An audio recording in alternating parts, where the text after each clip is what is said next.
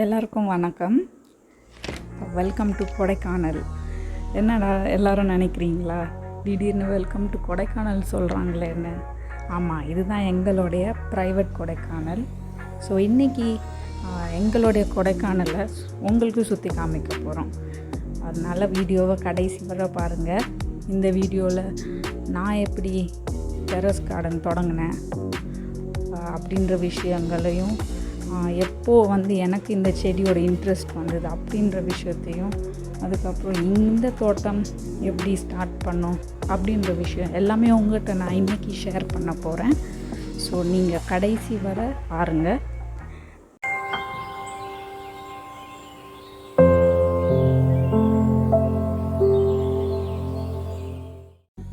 இந்த கொடைக்கானல் பேர் எப்படி வந்துச்சுன்னா, இந்த கொடைக்கானல் பேர் என்னோடய பொண்ணு தான் வச்சா. ஸோ நாங்கள் ஒரு 3 years பேக் கொடைக்கானல் போயிருந்தோம். அங்கே அவளுக்கு பார்த்த எல்லா வித மரங்கள், full and full mountains, plants அப்படி இருந்தனால அதை வச்சு இந்த பேரை வச்சிருக்கா அவள். ஸோ அவளே தான் வச்சா. ஒரு நாள் திடீர்னுட்டு கேட்குறா, மம்மி நம்ம கொடைக்கானல் போகலையா, எப்போ போகிறோம் அப்படின்ட்டு. அப்போ எங்களுக்கே டவுட் ஆச்சு, கொடைக்கானலா அப்படின்ட்டு. ஆமாம், நம்ம லாஸ்ட் வீக் போனோமே, இந்த வீக்கு கொடைக்கானல் போகலாம் அப்படின்னா. அப்போது தான் நினச்சோம், நம்ம தோட்டத்தை தான் சொல்கிறா கொடைக்கானல். ஸோ அதனால் நாங்கள் இந்த தோட்டத்துக்கு கொடைக்கானல்னே வச்சிட்டோம். ஸோ எப்போ போனாலும் லெட்ஸ் கோ டு கொடைக்கானல்னால் 2 பேருமே குஷி ஆகிடுவாங்க. ஸோ இப்படி தான் இந்த தோட்டத்துக்கு பேர் வந்தது.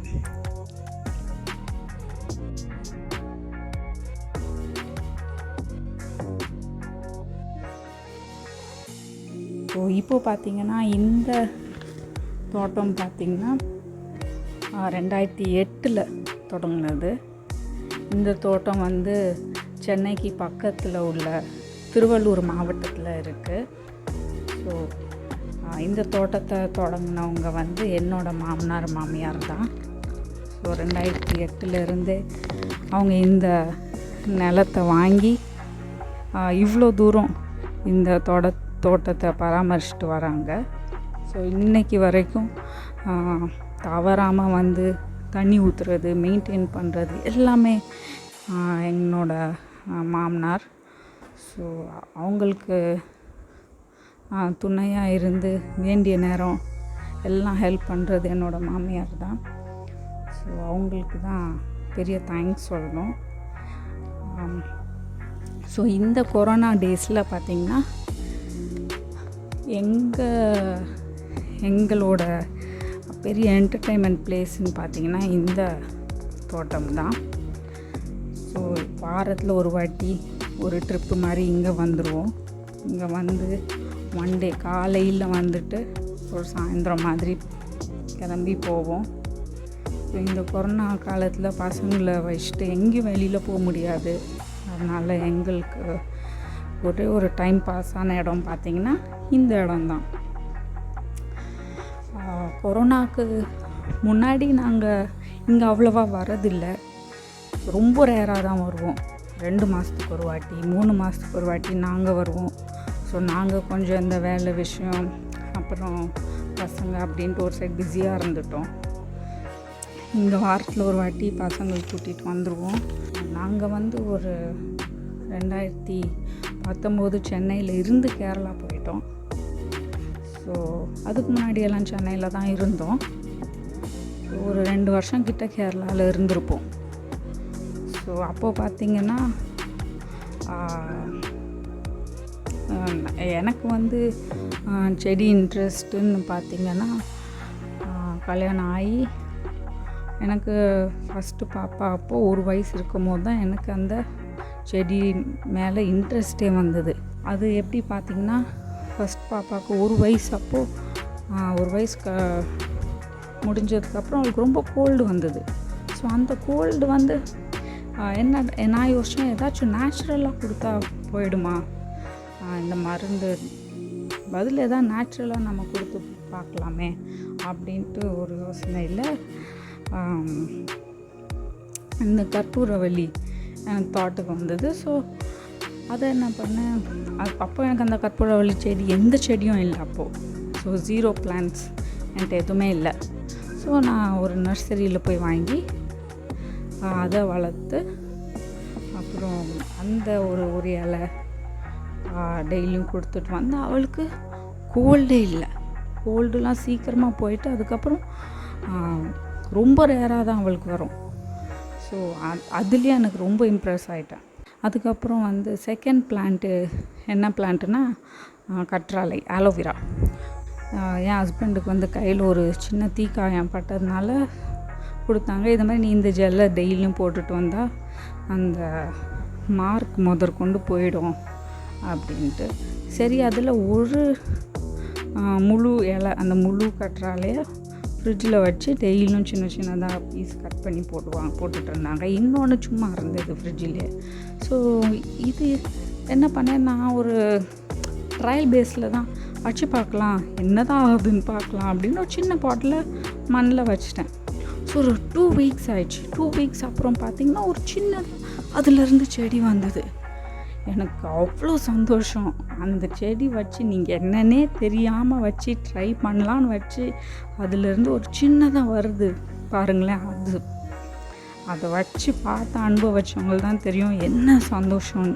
ஸோ எனக்கு இன்னும் அந்த இன்ட்ரெஸ்ட்டு, அந்த லவ் ஃபார் பிளான்ஸ் வளர தொடங்கிச்சு. அதுக்கப்புறம் நான் ஒரு நர்சரிக்கு போனேன். டெய்லியும் என் பாப்பாவை ப்ரீ ஸ்கூலில் விட்டுட்டு அந்த சைடு வருவேன். அந்த சைடு ஒரு நர்சரி இருக்குது, ஆனால் அது நான் போகவே மாட்டேன். ஸோ அன்னைக்குன்னு பார்த்திங்கன்னா எனக்கு இந்த 2 பிளான்ஸ் வளர்த்ததுக்கப்புறம் எனக்கு தோணுச்சு, நம்ம ஏன் தான் போய் பார்க்கக்கூடாது உள்ளே என்னென்ன பிளான்ஸ்லாம் வச்சுருக்காங்கன்ட்டு அப்படின்ட்டு. ஸோ உள்ளே போனேன். ஸோ போய் ஒரு ரவுண்டு போய் பார்த்தா எனக்கு நிறைய பிளான்ஸ் தெரியல. திடீர்னு ஒரு தாட் வந்தது, ஏன் கீரை செடி எதாவது இருக்கான்னு கேட்கலாமே அப்படின்ட்டு. பொன்னாங்கண்ணி கீரை, ஸோ அந்த ஒரு செடி. ஸோ அதுதான் என்னோடய 3வது பிளான்ட். எப்போவுமே கீரை கடையில் வாங்கினீங்கன்னா ஒரே கெமிக்கல் ஸ்மெல் வரும். குக் பண்ண பிறகு அது சாப்பிடும் போதும் வரும், ரொம்ப கஷ்டமாக இருக்கும். அதனால் நான் வெளியில் கீரையை வாங்குறதே நிறுத்திட்டேன். அப்புறம் இந்த பாட்டிகிட்டேருந்து வாங்கின பிறகு அந்த கீரையை தான் நான் ஒரு தொட்டியில் வச்சேன். அந்த தொட்டி 2 தொட்டி ஆயிடுச்சு. ஏன்னா கொஞ்சம் ஒரு வாட்டிக்கு அட்லீஸ்ட் வேணும் அப்படின்ட்டு நான் வச்சது பார்த்திங்கன்னா ஒரு 7 to 8 inch பாட்டில் தான் வச்சேன். ஸோ இந்த கீரையை தான் வாரம் ஒரு நாள் சாப்பிட தொடங்கணும். ஸோ அப்படியே மல்டிபிள் ஆகி 2 பாட்டு 3 பாட் ஆகிடுச்சு. ஸோ நாங்கள் ரெண்டட் வீட்டில் இருந்தனால கிரவுண்ட் ஃப்ளோரில் இருந்தோம். ஸோ இடம் அவ்வளோவா கிடையாது. அதனால் இந்த மாதிரி பாட்ஸில் வச்சு வளர்த்தேன். அதுக்கப்புறம் இது எல்லாமே வந்து 2016 நான் சொல்கிறது எல்லாமே நடக்கிறது. நான் எப்படி இந்த 3 தொட்டி தொடங்கினேன்ட்டு. அதுக்கப்புறம் நான் மெதுவாக க்ரோ பேக்ஸ் வாங்க தொடங்கினேன். அப்புறம் அந்த சாயில் மிக்ஸு நான் சில டைம் நர்சரியிலேருந்து வாங்கினேன் ஃபஸ்ட் இனிஷியலாக. அதுக்கப்புறம் வந்து எப்படி நம்ம சாயில் மண் கலவை எப்படி செய்யலாம் அப்படின்ட்டு அதில் கொஞ்சம் இது செஞ்சிட்டு இருந்தேன். நானே கொக்கோபீட்டு, இந்த மாதிரி வர்மி கம்போஸ்ட் இதெல்லாம் கொஞ்சம் வாங்கி எல்லாம் மிக்ஸ் பண்ணி நானே வச்சு பார்க்குறது. ஸோ இப்படிலாம் கொஞ்சம் செஞ்சிட்டு இருந்தேன். கிரவுண்ட் ஃப்ளோர்னால் எலி தொல்லை ஜாஸ்தியாக இருந்தது. ஸோ அதனால் நினச்ச வெஜிடபிள்ஸ் ட்ரை பண்ண முடியல. வச்ச விதைகள் எல்லாம் முளைச்சிரும். ஆனால் ஒரு முளைச்சி ஒரு 2 நாளில் பார்த்திங்கன்னா எல்லாம் காணாமல் போயிடும் எலி. ஸோ நானும் அது க்ரோ பேக்கை சுற்றி வலை போட்டு பார்ப்பேன். எப்படியோ அது உள்ளே ஏறி போய் எல்லாத்தையும் முடிச்சிடும். ஸோ இந்த மாதிரி நான் ட்ரை பண்ணிட்டுலாம் இருக்கும்போது தான் திடீர்னு எங்கள் ஹஸ்பண்டுக்கு ட்ரான்ஸ்ஃபர் வந்துடுச்சு. ஒரு 2019 ட்ரான்ஸ்ஃபர் ஆகி கேரளாவுக்கு போயிட்டோம். ஸோ அங்கே என்கிட்ட அப்போ ஒரு 30 பாட்ஸ் இருந்தது சென்னையிலேருந்து. எல்லாத்தையுமே எடுத்துகிட்டு போயிட்டேன். ஏன்னா எனக்கு இன்ட்ரெஸ்ட்டும் அதுக்கு மேலே ஆசையும் வளர்ந்தனால என்னால் விட்டுட்டு போகவும் முடியல. ஸோ எல்லாத்தையும் எடுத்துகிட்டு போயிட்டேன். அங்கே போய் நர்சரிஸ்லாம் பார்த்திங்கன்னா ஃபுல் நர்சரியாக வாங்கிட்டு வந்துடலாம், அப்படி இருக்கும் அங்கே செடியெல்லாம். ஸோ அங்கே போய் பார்க்க ஒரு செடியும் பார்க்க என்னடா இது எல்லாத்தையுமே வாங்கிடலாமா, எல்லாத்தையுமே வளர்த்துடலாமா, அப்படி ஆயிடுச்சு ஆசை. ஸோ ஆனாலும் என்ன பண்ணுவேன், எப்போல்லாம் டைம் கிடைக்குதோ அங்கே எங்கள் அம்மாவையும் கூட்டிகிட்டு போயிட்டேன். ஏன்னா எனக்கு 2வது பையன் பிறந்துட்டான். ஸோ அவன் பிறந்து ஒரு 2 மாதத்துலேயே போயிட்டான்.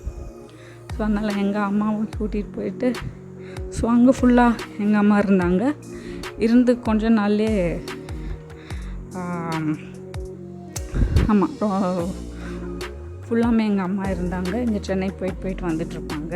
ஸோ அவங்க அங்கே வரும்போதெல்லாம் நான் என்னோடய பையனை பொண்ணை மதியம் தூங்க வச்சுட்டு நர்சரி போயிட்டு ஃபுல்லாக அங்கே தான் என்னோடய டைம். என்னென்ன பிளான்ஸு செடி இருக்குது அப்படியெல்லாம் அவங்ககிட்ட விற்கிறவங்ககிட்டலாம் கேட்டு, ஸோ அதை பற்றி நல்லா தெரிஞ்சு, ஸோ நம்ம என்ன வாங்கி வளர்க்கலாம் அப்படின்னு கொஞ்சம் ஃப்ரூட்ஸ் வாங்க தொடங்கினேன். ஸோ ஃப்ரூட் பிளான்ட்ஸு இப்படி ஒரு மெடிசினல் பிளான்ட்ஸு அப்படின்ட்டு அங்கே வாங்கி நிறையா வளர்த்துட்டு இருந்தேன். ஸோ அங்கே நிறையா வளர்த்துட்டே இருக்கும்போது என்கிட்ட பார்த்திங்கன்னா ஒரு 100 செடி மேலே தாண்டிடுச்சு. அங்கே இருக்கும்போதே எல்லாத்தையும் நான் எழுதி வச்சுருப்பேன். நீட்டாக ஒரு புக்கே, தனி புக் வச்சு எல்லாரோடைய பேரும் போட்டு எழுதி வச்சுருப்பேன். என்னென்ன பிளான்ஸ்லாம் என்கிட்ட இருக்குது, என்னென்னலாம் வாங்கலாம் அப்படின்ற ஒரு இது. ஸோ இப்படி புக் போட்டு மெயின்டைன் பண்ணிட்டு வருவேன் இப்போ வர.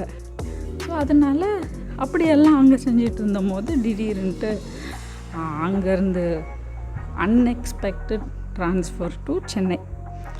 ஏன்னா கொரோனானால். ஸோ அங்கேருந்து வர மனசே இல்லை எங்களுக்கு. ரொம்ப கஷ்டம் பார்த்து தான் வந்தோம். ஸோ அப்போது பார்த்திங்கன்னா இவ்வளோ பிளான்ஸும் விட்டுட்டு போகவும் மனசு வரல. பார்த்திங்கன்னா ஒரு லாரிக்கு மேலே வந்துச்சு எங்களுக்கு பிளான்ஸு. ஸோ ஓகே அப்படின்ட்டு வேறு வழியே இல்லை, ஒரு லாரி ஃபுல்லாக பிளான்ஸும் மீதி லாரி ஃபுல்லாக எங்கள் திங்ஸ் ஏற்றிட்டு பேக் டு சென்னை வந்தோம். ஸோ டெரஸில் ஒரே ஆப்ஷன் என்னென்னா ரேஸ்ட் பெட்டில் கட்டிட்டு நம்ம எல்லா பிளான்ஸும் வச்சிடலாம் அப்படின்ட்டு. ஸோ இப்படி தான் நான் என்னுடைய செடிகளை வளர்க்க தொடங்கினேன். இப்படி தான் எனக்கு இன்ட்ரெஸ்ட் வந்தது செடிகள் மேலே. ஸோ இதுதான் என்னுடைய கதைகள். நீங்களும் எல்லாருமே இது மாதிரி ஏதாச்சும் ஒரு செடியை இந்த டைமில் வளர்க்க தொடங்குங்க. இவ்வளோ நேரம் பொறுமையாக இருந்து கேட்டதுக்கு ரொம்ப நன்றி. ஸோ தொடர்ந்து என்னுடைய வீடியோஸை பாருங்கள், லைக் பண்ணுங்கள், ஷேர் பண்ணுங்கள், சப்ஸ்கிரைப் பண்ணுங்கள். எல்லோரும் சேஃபாக இருங்க. மிக்க நன்றி.